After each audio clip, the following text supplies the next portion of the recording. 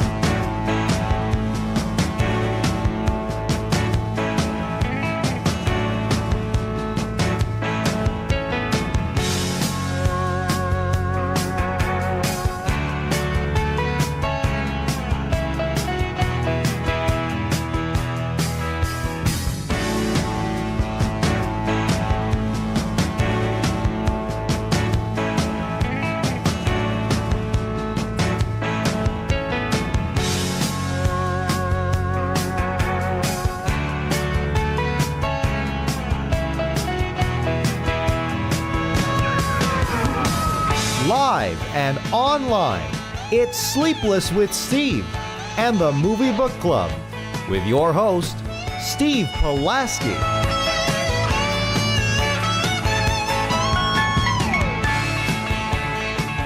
Go. Back and better than ever. Reunited, the trio. The show that is very particular about their bottled water. This is Sleepless with Steve, live on YouTube. We come to you live and in living color every Wednesday evening, 6:30 Central Time. It has been about 4 weeks since I've been on my own program. For one reason or another, took a couple weeks off. There, a couple weeks were planned. One was for a concert, one was for my birthday, and then last week I just got a bout of fatigue about an hour before the show, and like a weird migraine. And Joe was already out. Dom was the only one, and Dom's way too busy. Dom's got way better things to do than talk to himself for 60 minutes. But So, I can do it. oh, I can't too. I did it for 3 hours at one point. There you go. I know you could, but I would never make you. But we are back tonight, and it's good to have the gang reunited because we got a big movie to talk about today. One of the only summer blockbusters I'm actually looking forward to or that I actually looked forward to and actually was really excited to see because I'm not seeing Joe's braver than me. Didn't see Jurassic World Rebirth, not seeing this new Superman movie either.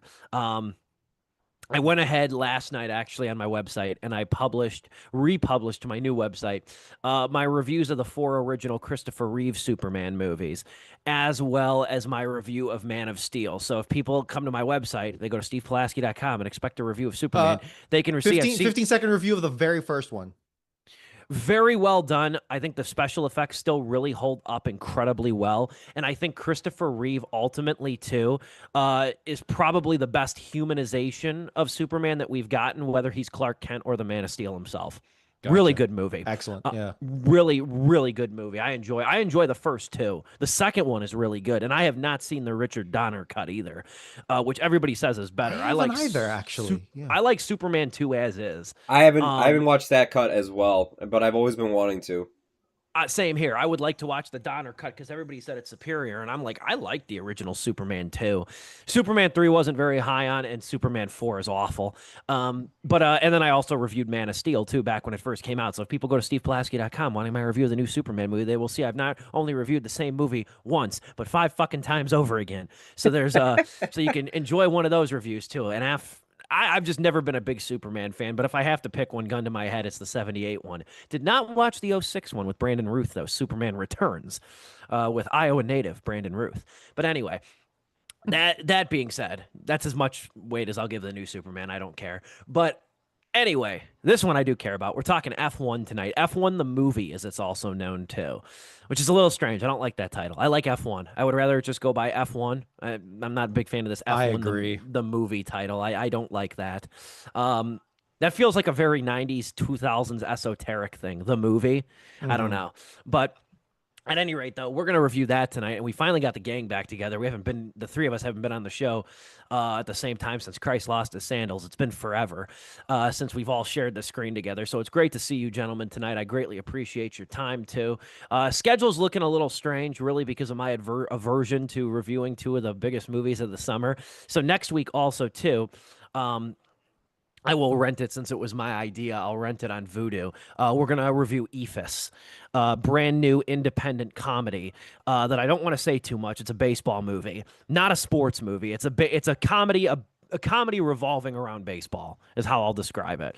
We're going to review that next week. Watched that movie about a month ago. Loved it. Is it good? Can't wait. Is it good? Is it bad? Is it 50 feet of crap? Or then there's this movie. No, I'm kidding. Brad Pitt reference. Okay. No, I don't want to set standards. This is top 10 material for me of the year. It's great. It's great stuff. And I'm excited to hear what you guys have to say about it too. So I will rent that for us on Vudu. That's next week. And then we also got to get to as well, because it's on home media now, home video, is Hard Truths. I let you guys know too. We got to talk about that with the great Marianne Jean-Baptiste. We'll pencil that in probably maybe for next month or September, sometime.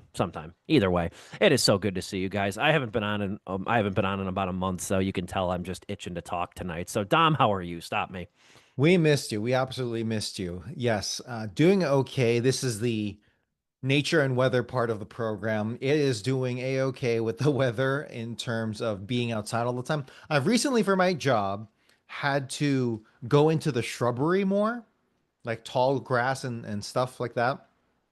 Because there's an equipment. Yep, that's exactly what I'm getting to. Yes, I'm having a tick problem now that I didn't really have before, because that really wasn't I didn't really go out into that grass area before. So we literally got one of those Tyvek, like, total coverage suits, body suits that you zip up, like it goes over your shoes. Yeah. And everything. And it's just one giant suit, and it covers you. Cause it's like, Because last week, no, yesterday, I don't even know anymore. But it was like, oh, there were 3 ticks on me simultaneously. One that I got immediately. One I got on the way home. I had to pull over on the highway because I didn't want to lose track of it. And then one when I sat down on the couch, and I'm like, yeah, I'm taking a shower. So that was like, I'm taking another shower. So that's That that's sounds a lovely new awful. problem for me. Sounds awful. And I've always hated, like, and I think everybody does too. I hate that feeling of like grass, tall grass on your legs and stuff like that. I was gonna ask, do you wear long pants? But now you just go in a hazmat suit, even better.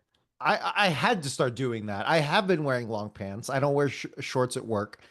Been wearing long pants and even boots and all that stuff. But still, they get on you. They get Yeah. on your person. Yeah. And I wear dark clothing as well, so they're hard to spot in the dark clothing. One of the things they tell you, the internet tells you, is that hey, wear bright clothing, that way you can see the ticks on you when you're out and about. And thankfully, it's a white suit, the full body thing, so that's nice. So that's been something I've had to grapple with, but it's all right. I haven't gotten Lyme disease quite yet, so we're doing all right. But Maybe other lemon, than that, maybe yes. lemon disease, not Lyme disease. I like I said, to quote Woody Allen, I like nature. I just don't want to get any of it on me. There you go. That's You know, nice. it stays outside for a reason. That's why man builds Mhm. shelter. You're braver than me. Joseph, how are you? I'm doing okay. Sinuses are kicking my ass this year, man. I literally woke up. I think it was the Saturday after the 4th. Yeah, and I didn't sleep with a humidifier on or anything, and I woke up and I was dry. Just throat was dry, nose was dry. I like couldn't breathe. It was awful, and it took basically the whole day to like re-moisturize my nose and get it hydrated and everything, dude. It was terrible. So I come to find out like yeah, this year is just bad for a lot of people because of the heat, and also just pollen. It's just not a good mix at all. So I'm seeing my allergy doctor next week, and then hopefully this can get cleared up. But that didn't stop me from doing my celebrations that I usually do on the 4th, which is I just try to catch up on movies that people have been telling me about. Last year I went to go see Maxine, then I caught up on Bad Boys, and then there was one other movie. So it's like I got the Sleepless movie out of the way, and then I did 2 other movies. I forgot what the third movie was. Crap. I forgot what it was. But this year I did F1, and then I watched K-pop Demon Hunters on Netflix because tons of people were telling me What? K-pop? Demon K-pop Hunters? Demon Hunters, yeah. I was wondering what the hell this thing was because you were like one of 3 people on Letterboxd that logged this at the same time. I was wondering what your comment meant. I'm like, what the fuck does he mean by that? Like keeping in mind for later. It's Did you- like Did you click on it? mm-mm. It's a link. Oh shit. All right, hold on a You minute. didn't say anything, so I was like, did he not link? Did he not get it? I didn't Yeah, know you it's a can link hyper- stuff. It's a hyperlink. Yeah, you have to click it. It's just an image. It's not. Okay, a well video. here you go, live reaction. Live Just- reaction to this because yeah, he had a very in-depth, not in-depth, but very specific comment to this. I did, movie, so- yeah. I just thought you put in italics. Calm down, son. It's just a drawing. Man, fuck you. And that probably makes it sound worse than what it actually is. My review of it. No. It's an animated movie. It's very very much Phil Lord and Chris Miller produced it. You could definitely tell it's like their style of comedy as well. And it's the animation. It's man, Sony animated pictures. They're like just running laps now on just doing different animated styles with their movies, from Spider-Verse to this and to probably another movie that I can't think of right now, but I know they just did something else with a different animation style from Sony. If there's anything to watch the movie for, no, Turtles was Paramount. Got it. But I mean that's another good example of just like again just new style and everything. Yeah, if there's anything to watch the movie for, it is the animation. The music's pretty good too. Comedy could be hit or miss depending on if you like it being that sporadic. I know Steve is not a big fan of it. He's not as crazy about the Lego movie as most people are. Because that movie is literally just throwing jokes at the wall every second it can. So I watched those 2 movies, F1, that, and then I saw the new Jurassic World, which is not as bad as the last 3 films with Chris Pratt and Bryce Dallas Howard.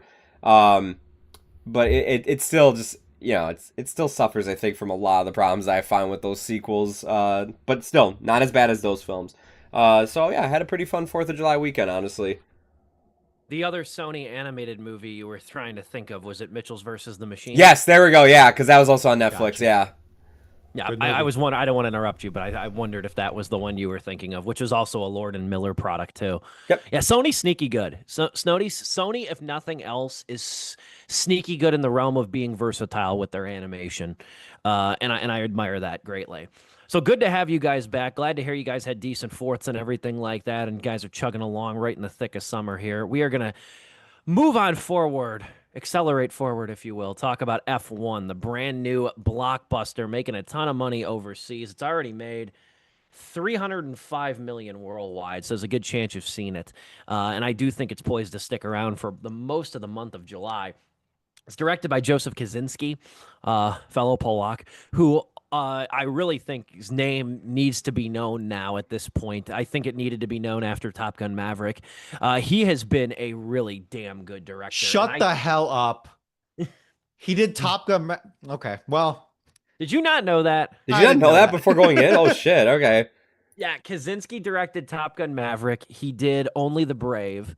That's a great movie too. Yes, it is. The Granite Mountain Hot Shots, great movie. Underrated movie.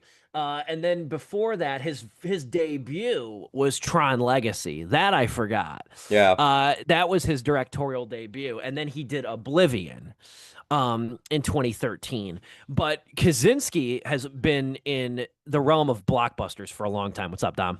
and most importantly, Oh, I know what he's gonna say. did the commercial for the Halo 3 Starry Night ad Yeah. that aired on the Super Bowl. He did the Mad World for Okay. Gears of War as well. Oh, even that's even more epic. Yeah. Oh No, my he's got God, this he guy's has a visual visionary. style to him, man. He's a very visual director. Wow. That's Yeah, actually legend. I respect the hell out of him. I really do. I think he's a damn good blockbuster director. I think him and Jerry Bruckheimer, obviously the famous producer, needs really no introduction.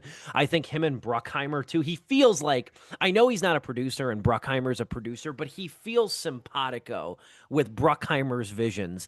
Yeah. Of like, because Bruckheimer always believed in like, not all of his movies that he's produced are amazingly good, but a lot of the best blockbusters of the last 30 years have his name on it. Yep. And Bruckheimer is always very big in like these immersive, lived in worlds where even if the movie, like there's some movies of his I really don't care for, like Armageddon, but they're still buoyed, at least in some regard, by visuals. Like he is a really tactile man when it comes to like creating and crafting a vision. And I think he gets out of the way enough as a producer that he kind of lets these people do, like lets the writers and the director come up with different visions and like try new things.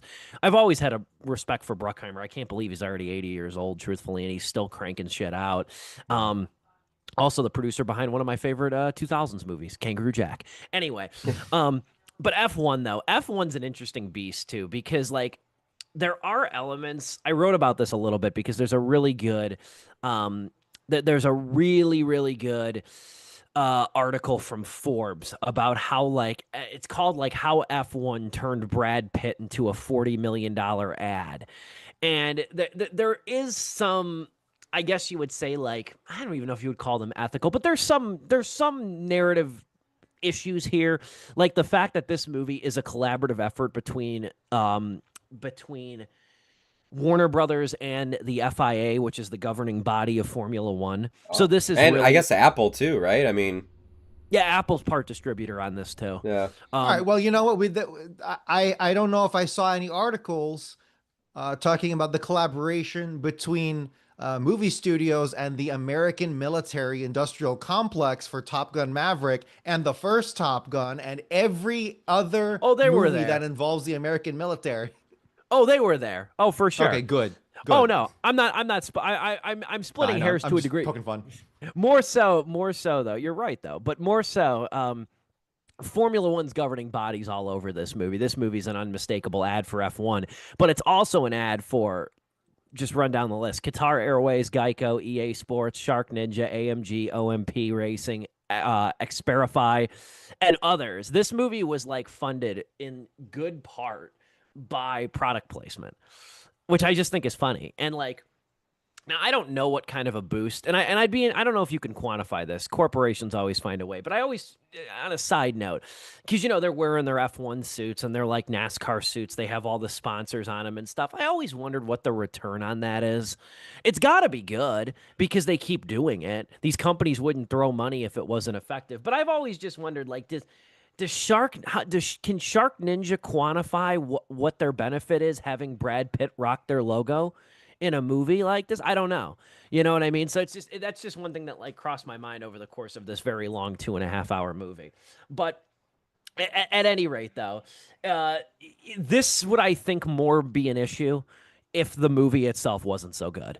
And I think that's ultimately what you want when you see a movie like this: is you want it to be entertaining despite being advertised to. And I think F1 Oh, it succeeds. sucks. Yeah, there's some corruption going. Oh, it's good. Well, yeah. I mean, it draws attention to shit like that when it's bad. Like Mac and Me, like go back to Mac and Me, the famous E.T. ripoff. You read the critiques of that movie now and you read the commentary. It's all about fucking McDonald's because McDonald's is all over that movie. If they ate Big Macs and E.T., ain't nobody saying shit. Like, Yep. you know what I mean? It becomes more of a talking point if the movie sucks. But that being said, though, this I had a friend call this the more zen version of Top Gun Maverick, and I think that's a really accurate point. Because it feels a lot like Top Gun Maverick, but it's a lot calmer. It's a lot, the racing sequences. Even I don't know. There's something in a way too, like exciting yet a little bit tranquil about racing because it's kind of repetitive, and it's the same kind of motions over and over again as a spectator. And this movie too, like is really anchored in large part by Brad Pitt. And there's quite a few decent performances in this movie too, but obviously Brad Pitt's at the center. 61 years old, ages in reverse a lot like Tom Cruise. He's mastered the art of looking like equally attractive and stoic on screen, and I think that helps a lot too. I think it's in a multi-layered, visually pretty movie in so many different words. And I think that there's a lot here though that is very entertaining. What you want from a summer blockbuster, and doesn't get in its own way in terms of just being a little bit either heady or a little bit too like simple-minded in so many regards. So that's kind of how I'll start it off. What say you, Dominic? I've always seen Formula One as the more finesse of the two racing types. I know there's a lot, but there's the big ones are F1 and NASCAR, at least in the American consciousness, right? And I've always seen F1 as the more finesse because they're tracks. They twist, they turn, they do all these really cool things. NASCAR is more of the, how do we say, the long distance marathon. It's just an F and circle, but it is a marathon. And as was shown in the very beginning of the movie, the opening sequence, quite a good one too. It's more of a slog and more of a marathon race, whereas F1 it's a sprint and it's finesse and it's beautiful. There's a sexiness to it that you kind of don't get with NASCAR. And I know that's very easy to poke fun at the fans between the two, but even then, just the race itself, just the art of the race itself is very fascinating. Comparisons are abound in this movie because the whole time I was going into this, I was like, how's it going to stack up to not Gran Turismo, right? Yeah. Mhm. I was going to say Gran Torino. I'm like, oh yeah, how does it pair up to Eastwood? No, Gran Turismo, and I thoroughly enjoyed that movie. I forget what I gave it. I think a 3, but the sheer enjoyment I got from it, it might have even been a 3.5. I don't really know, but it was such a sleeper hit and for me personally, I don't know the numbers, but for me it was such a surprise that I was comparing it. I was comparing it a bit to here, and I'm happy to report that this very much lives up and could even perhaps surpass Gran Turismo. But both of which are heavily, product placement kind of movies. So 2 for 2 on that front. Uh, I don't know how they're doing it because usually stuff like that becomes an aberration of itself. But for racing movies, they seem to got it on lock. They seem to got it figured out. No, man, This was such a Tom Cruise-esque kind of movie that I didn't know that it was the same guy from Top Gun, that it all makes sense in my mind now. And when I say a Cruise type movie, just something about uh just something fascinating and fresh, and but also homely and straightforward about a middle-aged white guy doing badass things, which you can say a lot about many movies, but in this specific way where it is fantastical, there is a mechanical kind of finesse to it, and that is what F1 is. And I think one thing that sets apart, and I'll pass it off to Joe. I wonder if I should even make this point. I guess I'll make it. But one thing that sets it apart for me, Joe, stop me if I steal your future thunder. But one thing that sets apart from Gran Turismo, I think, is that the dispersion of attention with the rest of the crew and the rest of the team. They emphasize multiple times this is a team sport, which I don't know if they quite do in Turismo. And you get more attention with it, and it becomes a richer movie, I think. Turismo is more of a personal one, obviously, to F1 as well, but here it definitely feels more like a team, and they do a really good job with it. Everyone has their arcs. There were crew members in Turismo, but you don't get those arcs. However short and as straightforward and clean as they are, you don't get them in as you do in F1, and I'm very happy to see that. So, yeah, impressions very good. I didn't see Gran Turismo, so like you didn't steal any thunder whatsoever Oh, from me okay. by making that point. Um, but you know, like yeah, Joseph Kosinski, like he made Top Gun, and a lot of that movie, I would say a lot of that movie's like I would say, all right, lack of a better word, formula. A lot of that. Shut the hell up. No, I get. No, I get um, it. I get it. where you have old dog coming in to teach the new dog and everything. He's got a commanding officer. He's got a crew of young people. They're trying to aspire to be better and everything. It very much follows those same beats as Top Gun Maverick, yet it feels like a whole completely different movie. And it's not because like, well, that deals with jets and this has cars. No, no, no. Like, even though it has the same story beats, these all feel like different characters. These all have different motivations. Um, even the mentor and mentee, they butt heads like they did in Top Gun Maverick, but here it's just different. What they talk about, how they go about it, the fact they have to work together during moments where it's like they're not even trusting one another on the track and everything, as well as just the crew as a whole. As formulaic as like some of these story beats might be, and it definitely has like those sports movie moments. At the end of the day, man, this is probably going to be my favorite summer blockbuster because it was entertaining as hell, dude. I was loving every minute of this. I want to go see it again so bad. I didn't see this in IMAX or any premium format, and I really want to go back and see this either on like 4DX or something. I want to be in that damn car basically because I had so much fun just with the filmmaking aspects of this movie. The performances across the board, great. But the cinematography here is what I love about it. That and the score by Hans Zimmer, man. Even the original soundtrack. I've been playing As Bad as I Used to Be by Chris Stapleton like on repeat on Spotify almost every day, just because like I just listened to that song and it's like, dude, this is just the Cliff Booth song. Like, it's just Cliff Booth. Which Brad Pitt in this movie basically does play Cliff Booth as a Formula One racer. But I ain't complaining because Cliff Booth was like one of my favorite characters I've ever seen on film, thanks to Tarantino. The template.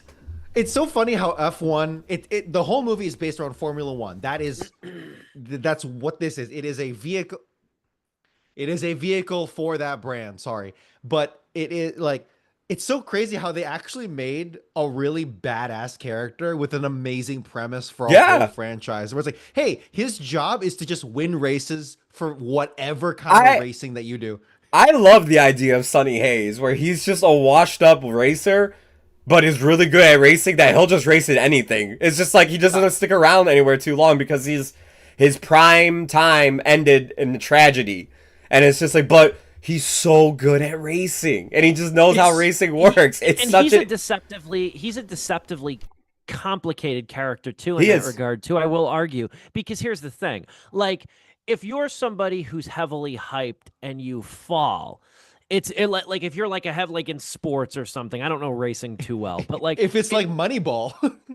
Yeah, like think if you're like a huge prospect, like, and you're heavily hyped going into whatever league, if you underperform, it's very easy. Then you get criticized, for not living up to your potential or something like that. Or then people try to quantify like how good you actually were. You know what I mean? Like if you were hyped to be the next Kobe Bryant and you wind up being like, I don't know, you wind up having a career like Joakim Noah. Joakim Noah or like Derrick Rose, Andrew Bogut. Yeah, exactly. Like Derrick Rose, you know what I mean, or something like that. Like then you seem like you underperformed in a way. But Sonny is different though, because Sonny is like, he has this mindset that's like, I think easier to have in racing, or as opposed to like a lot of other leagues. But like, he's already at the point where he was like, yeah, like I completely like crashed out. Like, what's the worst that's going to happen? I lose this race, I come in 10th place, and then people still don't like me. Or, worst case scenario, I'm viewed exactly the way I'm viewed now. Best case scenario, I change my narrative. Like, that's kind of who he is. He's a man with really nothing to lose in terms of reputation. Yeah. But that's what makes him interesting. And he doesn't seem to give a shit either. Yeah, that's what I was going to say, is that he has that, like, I don't really care. And that's why, like, I feel like he pushes everybody to their limits. Like when he's doing stuff on the track, and he's like, "All right, no, this is my plan now. We're gonna do this real quick." And then everybody's just like, "All right, I guess we're doing this." But like, you see the strategy behind what he's thinking. It's like, yeah, no, it's gonna make me look like a complete asshole on the track, but it's gonna make your other guy look good, and everything. I just love that. I'm also a sucker for when a character has like he's putting cards in his suit. He doesn't look at the card because it keeps him. He believes it keeps him safe and everything. Superstition, his superstition, his tokens, and everything that he keeps with him. There's so much. If you just verbally describe this movie, there's so much corny ass shit. There really is. Roll your eyes at. It's so dad movie coded, but it fucks hard, dude. I love this movie. God, it's. That could be. I want to make like a fake DVD cover with the pull quote. It's so dad movie coded, but it fucks hard. I should put that. That should be the top of my review. Citing you. That's the quote that you see on the back. Yeah, that's the back of the DVD right there. It's so dad movie coded, but it fucks hard. No, this is your dad's favorite movie. This absolutely is. Yeah. Yeah, it literally starts with a whole lot of love by Zeppelin. Yeah, a whole lot of love, and then it plays round and round, and it's just like, all right, yeah, my dad would have been like, this movie's great, and it's like, it's just because of the songs. When I heard those guitars, I actually, that started me low. That like hurt a little bit. And I'm like, oh god, here we go, and then it earned it. It earned the rest of it. I have a comment on the soundtrack I'll save for later. I don't think you guys are gonna like it, but I have a comment about the soundtrack in a little while. But No, the performances are very good, and I also think sticking with Sonny Hayes, the character, Brad Pitt's character, I love the way it's not even chemistry, it's friction that he has with Damson Idris's Josh. With Pierce, and I think the friction that them two have, the cross generation friction that they have, and sort of like Pierce is at this point where like his fame has usurped his talent, which as an athlete, like I guess in any industry, if you're in any like public facing industry, that's not what you want. You don't want your fame to usurp your talent. You know what I mean? You want it to be the other way around, or you want them to be kind of an equal measure. That's where he's at right now. Honestly, and this could just be because we're in Chicago, but it's reminding me a lot of Caleb Williams' first year when we were introduced to Joshua, and like all the photo shoots he does and everything, all the the hype around him and everything, and it's just like, hey, he's just having an okay year, and I'm just hoping that he can turn this around, and then Sonny ends up being the guy to help him out and everything. And of course, the friction, the scenes that they clash with each other and everything. I mean, it's great. It only makes it like that when they do start working together. You're just rooting for them even more by that time. I also love Javier Bardem's character in this movie. Like, and I know, Yeah. like, at the end of the day, too, like, to quote my favorite Letterboxd review, he literally is just like, Brad Pitt's just like, I'm gonna crash every car you own, and Javier Bardem goes, Lisan Agaib, like, he's just praising him always and everything. But I do love whenever he's on screen. I think him and Brad Pitt bounce off each other perfectly as, like, these two, like, veterans of this sport. And just like sharing their knowledge of it, but one has to do it from like a CEO standpoint, similar to it. Kind of reminded me of Ford versus Ferrari with Bale's character compared to Damon's, where it's like Damon is the more of the business one, and then Bale's character is like, no, I'm in the trenches, I'm doing the dirty work here. Yeah, Well said. No, Bardem is really good here. He's really good. He plays the owner of Apex Grand Prix, which is the team that Sonny goes to work for. He plays the owner there. Kind of reminded me, to stick with the sports analogies, he kind of reminded me of Shad Khan, who owns the Jacksonville Jaguars. yeah, Also a big University of Illinois donor too. He went there. I went to the one time I was at Illinois about 10 years ago. There's the Shad Khan parking lot. Khan's donated a shitload of money to U of I, but he reminds me of Shad Khan because it's like he kind of doesn't know what he doesn't know, and he's like throwing money at the wrong people. You know what I mean? And yeah. like he could be great, but he's like he doesn't know what he doesn't know, and he doesn't know that. Um, no, but I liked Bardem a lot. I thought Bardem fit that character like a glove too. Um, the one thing before we cut to break here, the other person we haven't mentioned, I guess the main character we haven't mentioned is probably Carrie Condon, Yeah. who plays Kate. And I really like the one thing I like with Aaron Kruger, who wrote this movie and also wrote Top Gun Maverick. I like how he doesn't let he kind of lets the romantic developments occur in the background. Like, and even though Carrie Condon's not a huge player in this movie, she's not like swooning over Sonny. Like, she sees through him very easily. Yeah. And they don't try to force a narrative arc there that I really liked. I really thought that was refreshing. Like, they look like it's gonna happen. And at one point I was like when they sit down together one on one, I'm like, yeah, here it comes. You know what I mean? Like, but then the way Carrie Condon passes it off, I'm like, no, he's actually got some respect. Kruger's got some respect for her character too. The way I looked at it too, what happens in Vegas stays in Vegas. I was like, there you go. It's just like they're there, it's gonna happen. And it's Sin City for a reason. Yeah, I did think that was cool though, that they didn't try to thread that throughout the whole movie though. Yeah. And for a 2.5 hour movie too, like that's something that you kind of reasonably expect with this kind of formula, no pun intended. It was just enough to make the 57-year-old suburban dad go, yeah, I could land her. I could do it. On that note, we will quit for a Zoom sponsored intermission. We'll be back in 60 to 90 seconds. Don't go anywhere. It's Sleepless with Steve live on YouTube. Looking forward to when you do make that announcement, my friend. That'll be a good time on the show. I'll give you the floor probably to start the show on that one. Yeah. But Inside Out 2, the long-awaited sequel to Pixar's movie Inside Out, which I remember vividly seeing in theaters back in 2015. I remember, and it didn't dawn on me. Catherine and I rewatched the first one last week before the new one came out, and I saw that movie early. They actually had an advanced screening thing for it at AMC, and I saw that movie early, and it was a packed house. It was packed. I think it was sold out, and I remember that movie just being inspiring to watch and seeing the reactions of people all like laughing consistently.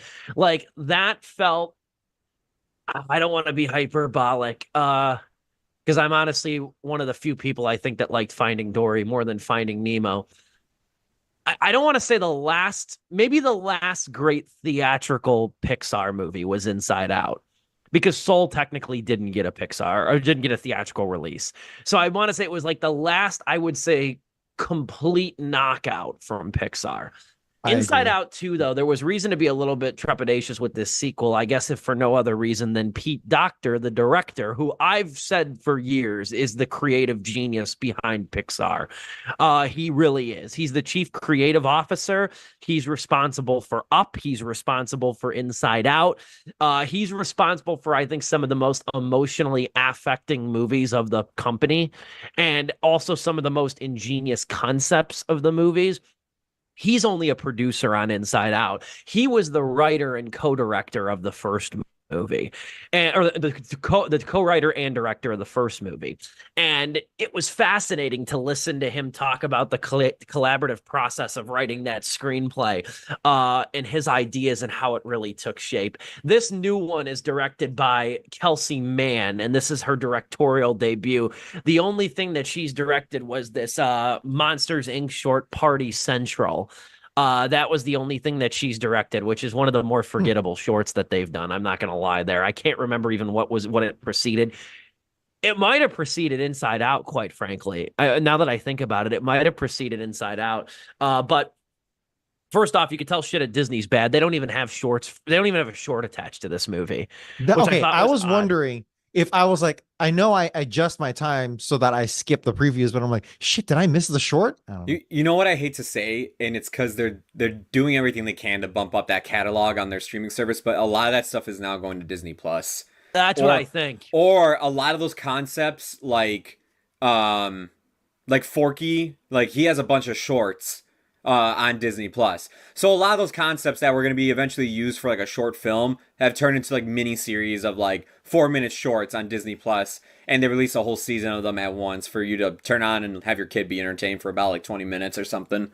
They haven't been especially memorable recently. Elementals last year, if you remember, was this really crappy up short, Carl's Date. Yeah.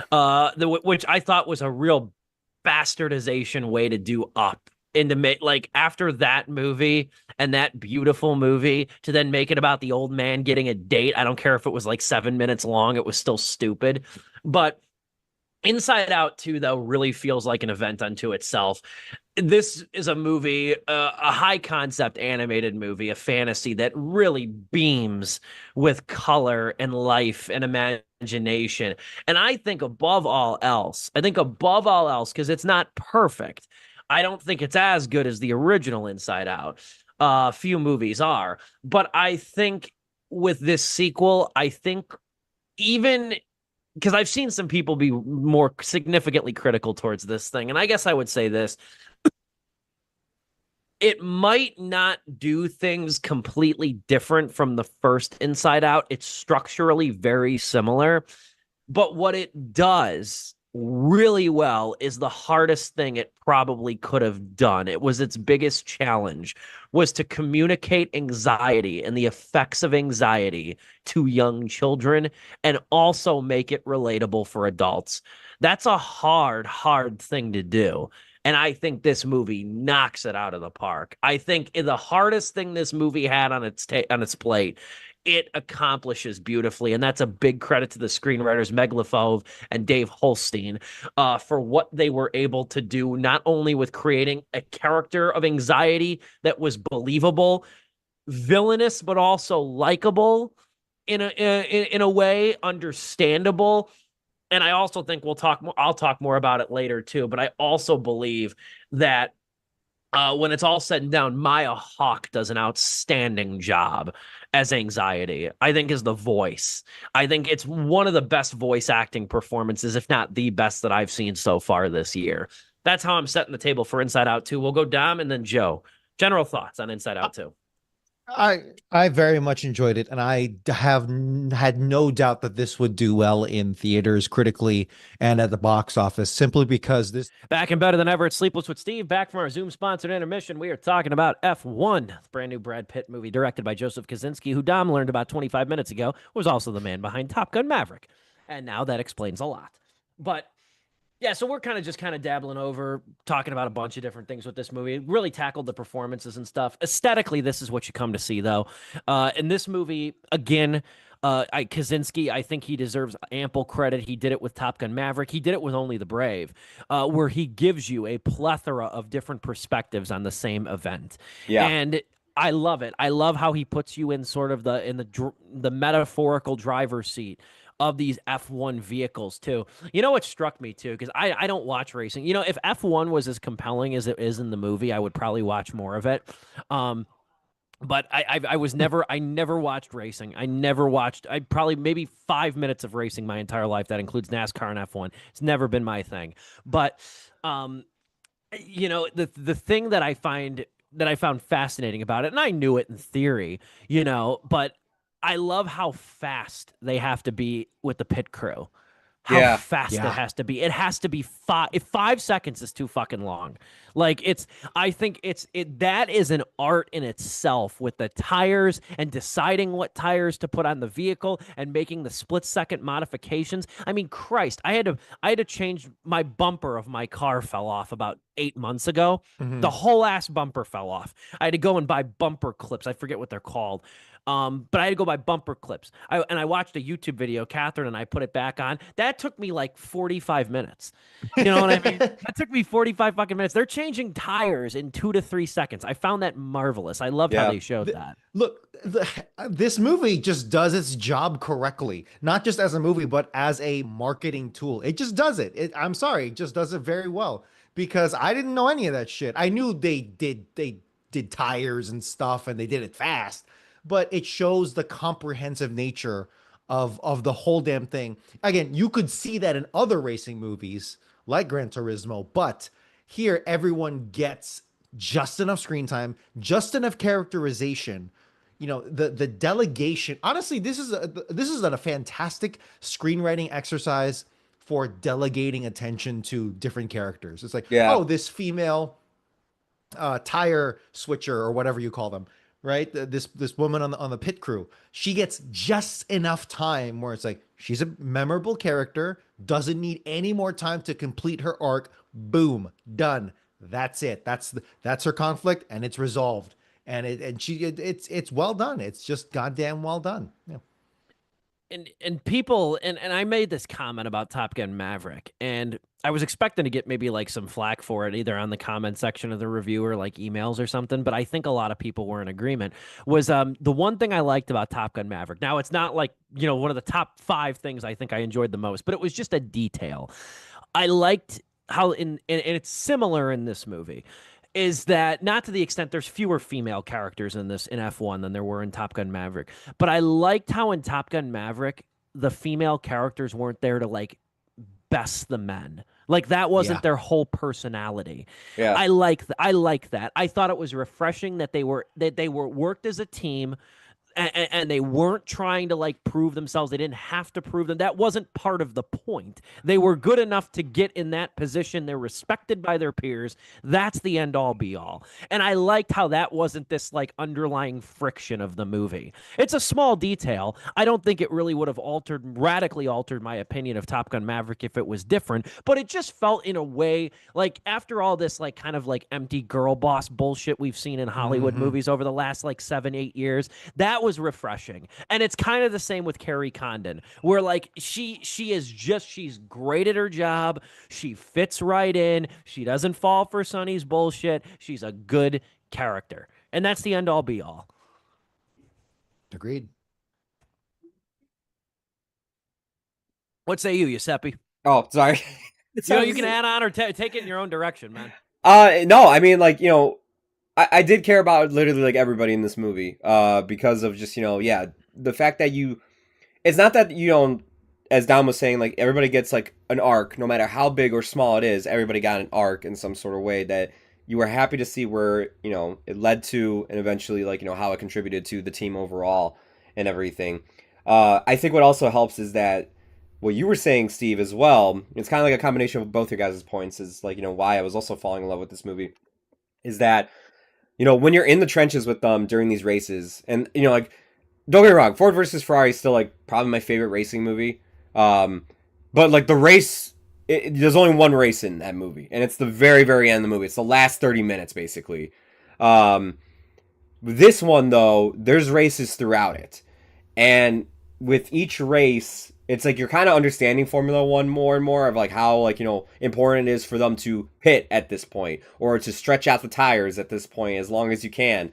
To where like it felt really cool that, like, you know, they had certain camera techniques. When it was the pit crew, it was the same camera, like boom, boom, it goes here, and then you see it, and it's just like the editing is also moving faster. Every time the pit crew moves faster, the camera work is moving faster as I didn't notice that. as the pit crew moves faster and everything. When you're in the, you know, I'm gonna call it like the fucking command center, but like when it's the 4 people basically like overviewing the track and everything, the first few races, it's clunky. I mean, there's people like not knowing what to say. There's people putting their head like this. You know, the camera's moving with that. The editing also feels like that too. It's a lot of like just jarring cuts because they're confused on what to do.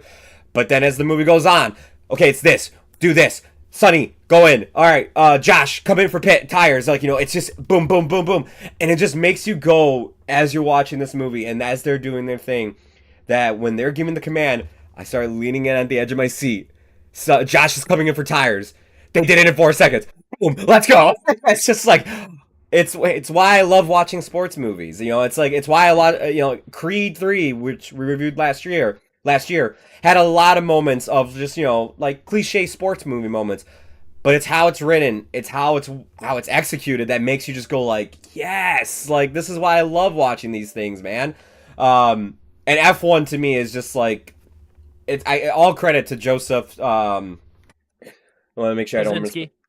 No, hold on, Joseph Goatzinski at this point, because it's just like the guy is coming into his own at this point.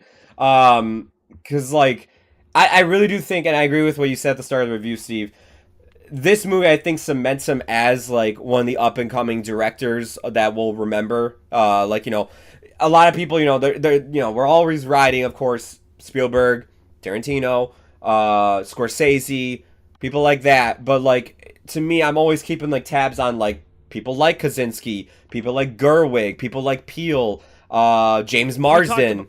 We talked about this during Sinners. Yeah, Sinners. Ryan Coogler. I talked about Coogler, about how like we're talking about like the current generation of filmmakers that are going to be remembered in the next generation. Yeah. And I think Kaczynski right now, I don't, and this is the thing, like he's one of those guys like Spielberg by the time, you know, like Jurassic Park came out, people knew Spielberg.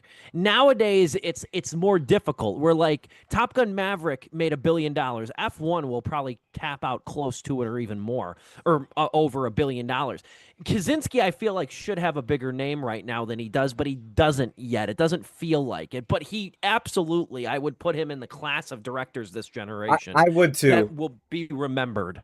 Because, like, you know, everybody could be like, well, he's just a Top Gun Maverick director. It's like, yeah, but you gotta imagine, man. I mean, like, yeah, you could say it's Tom Cruise and, you know, his buddy, what's his name? Christopher McQuarrie. Like, you could say, like, that's their efforts helping with that movie. But it's like, when I watch this movie, I'm like, yeah, but you know what? I think Joseph Kosinski also brought a lot to that movie, because a lot of what he did great there is why this movie is also really damn good. Exactly. Also, it's like, yeah, it's just the Top Gun Maverick director. Okay, did you see Top Gun Maverick? Did you see it? Like, that is true. And Tom Cruise and Christopher McQuarrie produced, wrote, and like basically were like on hands for the Mummy remake. And that movie sucks. So you know what? You can't tell me like those guys are always good with what they do. So no, it's true. I know. I really love Kaczynski. I took note of him after Only the Brave, because I didn't see Oblivion, but I did see Only the Brave, and I was blown away by that movie emotionally.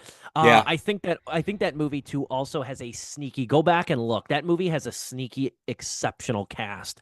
Brolin, Teller, just a lot of faces in that movie that really, you know, coalesce into what is a really beautiful ensemble. And again, like very germane to Jeff Bridges F1. too. I forgot he's in that movie. Jeff Bridges too, yeah.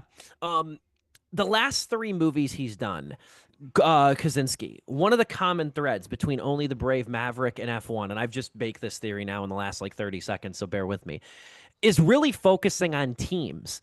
Is really sort of a team effort. Yeah. Whether it's firefighting, whether it's flying planes, or whether it's racing. It focuses on a collective, and it humanizes the collective and the individuals that make it up. And for blockbusters, that's not always a given. And I think, and granted, Kaczynski's not a writer. Aaron Kruger has been his longtime collaborating partner as a writer. But I think they get each other. I think like Kruger understands what Kaczynski wants out of a collective, and Kaczynski knows Kruger knows how to bring, you know, human depth to a movie like this, where people come to the aesthetics but grow to love and remember the characters. I feel guilty too in admitting this. I don't know if you guys have seen it. one of the biggest points of comparison for this movie that I've seen, and I have not seen it, is Days of Thunder, is the Yeah. Tom Cruise movie.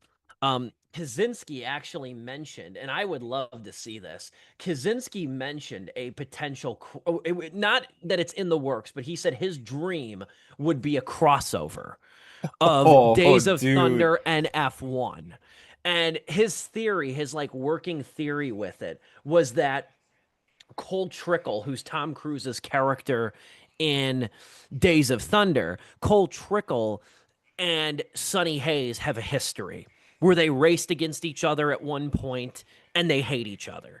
And they wind up having to intersect paths again. He said that's his dream movie.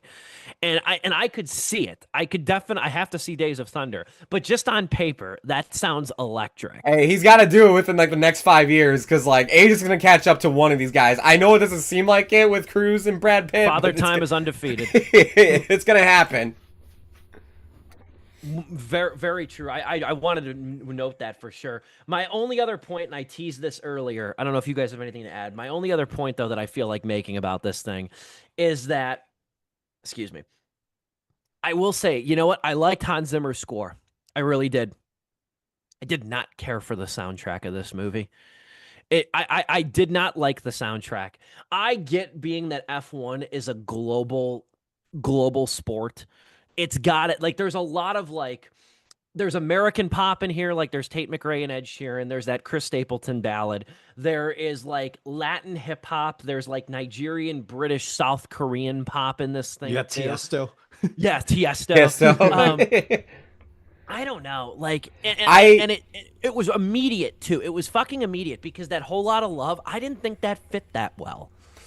I didn't actually feel the energy matching that. I didn't. Even though I said I've been listening to the soundtrack, like Stapleton's song and the one featuring Doja Cat, I do think the use of music in the movie was hit or miss a lot of times. Especially when they used the original soundtrack. I feel like they were like, ah, shit, we have to plug it in the song somewhere, and they just threw in like the Doja Cat song I like, but like when it shows up in the movie, I'm like, this doesn't fucking fit at all, right? You know, like, give the Fast and the Furious movies all the flack you want, Joe. I know you won't, but give them all the crap you want. They nail their soundtracks. They do, and yeah. And I keep, it's one soundtrack I go back to. I probably have 8 songs on my phone of all the movies. Is the 8th movie, Fate of the Furious. I think has some of the best music of the whole series. Kevin Gates is on it, Kehlani's on it, G-Eazy's on it, and all those songs bang. And in the context of the movie and on their own, this to end with Ed Sheeran, to have the epilogue kind of like have this Latin pop flavor or this Latin hip hop flavoring to it. The needle drops in this movie were really friggin' bizarre to me.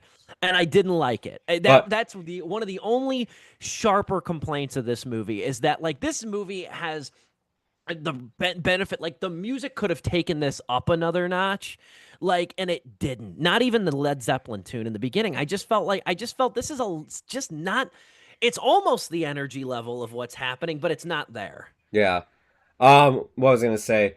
The only other criticism I had with the movie, I mean, I agree with you, like the use of the songs, but the only other criticism I had was I do feel like the third act kind of introduces just conflict out of nowhere, and it kind of is just like, all right, like they bring up something where it's like, I guess we needed something in the third act to like have conflict here, but the longer I thought about it as I was like watching the movie, I'm like, no, like, honestly, the third act could have just been like, we just need to become, like, we need to win this race, like, like we have been the whole time. Yeah, that's really all you needed, right? Yeah, I was just sitting there, I'm like, really? Like, we have to go with this whole, like, somebody stole the plans, and it's just like, all right, come on, like, really? It just felt like it padded out the movie longer when, like, there was already so much other stuff I was invested in that when you threw this one in, it was like, really? Like, we need a villain now for the movie, too? Like, it was just like, right. we really didn't need any of this, and it's just like, for a movie that I felt like had no fat on its bone, I get to the end of this steak and I'm like, oh shit, it's all fat right here. Like, I'm just like, all right, but it still tastes good. I still had a great time, but it was a little bit like, all right, like, I don't know why we had to do this at the very end. Dom, do you have anything you want to add on, whether it's criticisms or just like stuff you liked? I like fat on my steak, but not so much in my movie. So I that's all I'm saying. That's all I'm saying on that specific point. No, man, this was This was truly a blast. This is like a structure for a really, really, really well done like 2010s movie. I don't know if that makes sense. You know what I'm saying? Yeah.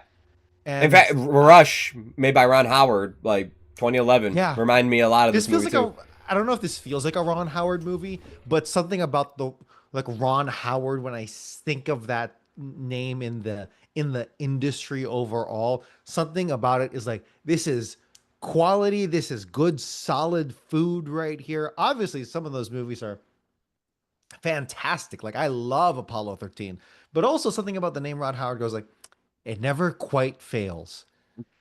And then we got Hillbilly Elegy. So you know what? Maybe that doesn't really work so well anymore for me. But regardless, as for F1, did we go into star ratings? Did I miss that? Go ahead. Not yet. If you want to lead, then Joe, then me. Yeah, I think this goes just right into 3.5 out of 4 star territory. I feel like I've been doling those out a lot this year. Maybe that just means the movies are really good. I don't know. Nah, it's never a But bad thing. You know. yeah, honestly, yeah.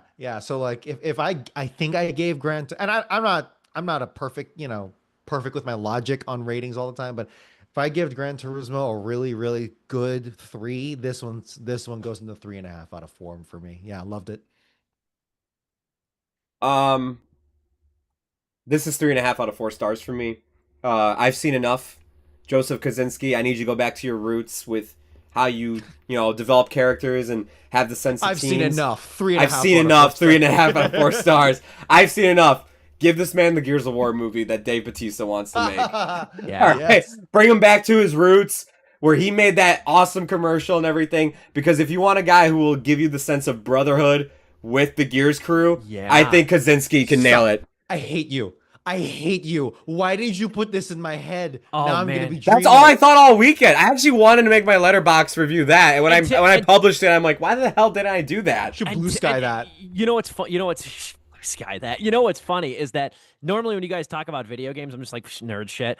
I played the Gears franchise quite a bit, so I know what I'm talking about with this one too. I'm thinking like Marcus, Dom, Baird, Carmine.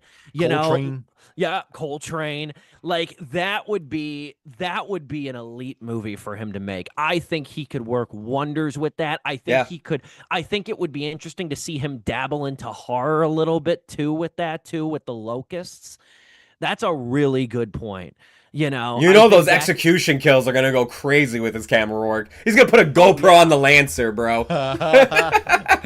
Oh man, yeah. Like I did, man. Now you got me. Yeah, if there's a Gears movie to be made, I want Kaczynski doing it. Hey, Joe to Joe, put me on set. I got you. All right, I'll help you out.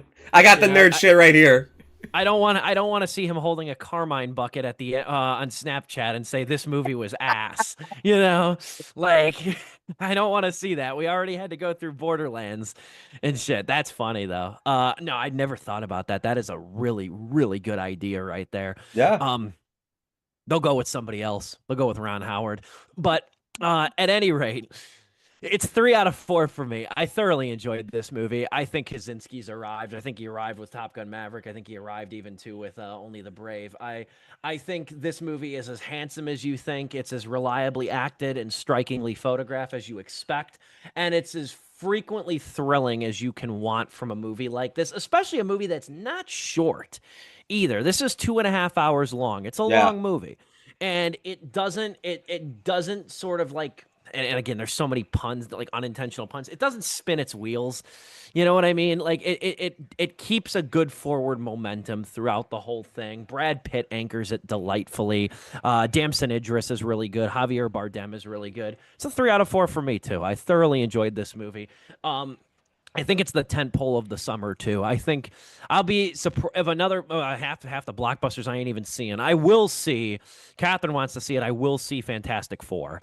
Oh, okay. Okay. So I will check that out. And that one has me a little bit more optimistic. Maybe the third time, fourth movie. Ultimately, they finally fucking got it right. Like with this one aesthetically at least looks pretty.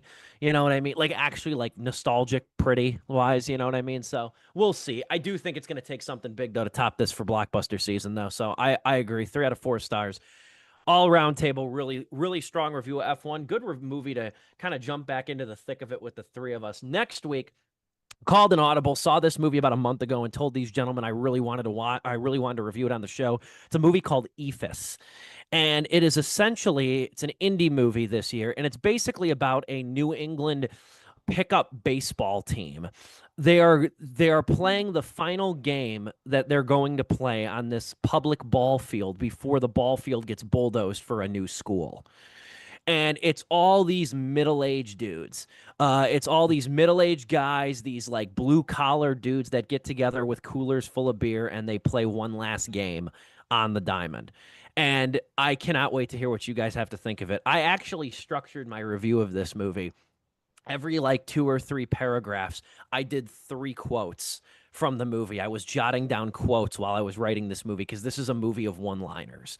And it's a movie of very naturalistic, authentic, perceptive one-liners.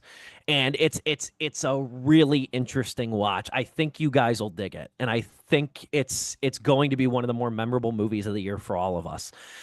It's called Ephus. If you don't know what an Ephus pitch is, look it up for a little bit of context going into it. It won't ruin anything in the movie. If you don't know baseball too well, I had to look it up. I didn't know what it was. But look up what an Ephus pitch is. That'll give you some context, and it's a good metaphor for the movie itself. That's our show tonight, though. Sleepless with Steve. Great to be back in action for the month of July. Next week, again, we're tackling Ephus, and we got more movies on the docket, some movies that have already come out that are finally available on streaming, excuse me, that we'll talk about as well, too, as the summer fades into the fall, too. But until then, thanks again, Joe, for hosting, as always. Thanks again to you, two, for holding down the fort when I was gone most weeks. For Dominic Guanzon, Joe Viso, and yours truly, this has been Sleepless with Steve.